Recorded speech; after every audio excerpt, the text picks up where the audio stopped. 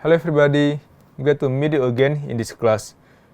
We already got the equation of the piston in the slider crank mechanism in the last segment.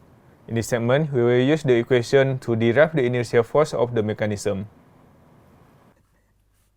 As I said in the last segment, there are two concentrated mass in the slider crank mechanism. There's a pin A and also pin B.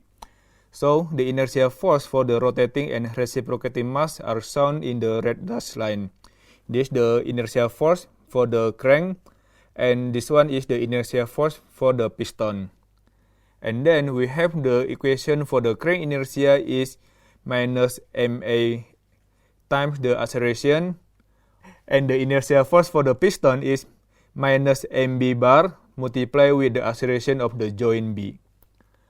And in the last segment, we already know that the acceleration of the piston is omega square r multiplied with the cos theta plus r over L cos 2 theta.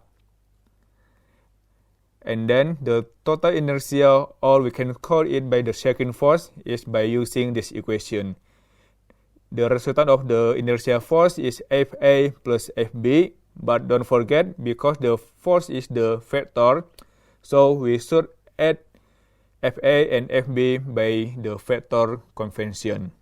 And finally, we can get omega square r multiplied with this equation in the y-axis or in the x-axis, and this one is in the y-axis. You can see it here. This one is called as the primary shaking force in the x component, and this one is the secondary shaking force in the x component. And this one is the primary shaking force in the y component. How do we know it is primary and how do we know it is secondary shaking force? We can know from this coefficient. In the primary shaking force, there is no coefficient of R over L. But in the secondary, we have the coefficient R over L. Why we call this one as the secondary? Because this magnitude is smaller than the primary. Don't forget, R over L is smaller than 1. The shaking force could be minimized by introducing the counterbalance just like here. This one is the counterbalance for the rotating mass. In the last week, we already discussed how to balance the rotating mass perfectly. But how about the piston? We can only minimize the shaking force, and then the residual shaking force will be transferred into the mounting to reduce the vibration. So here is the example of the balancing slider crank.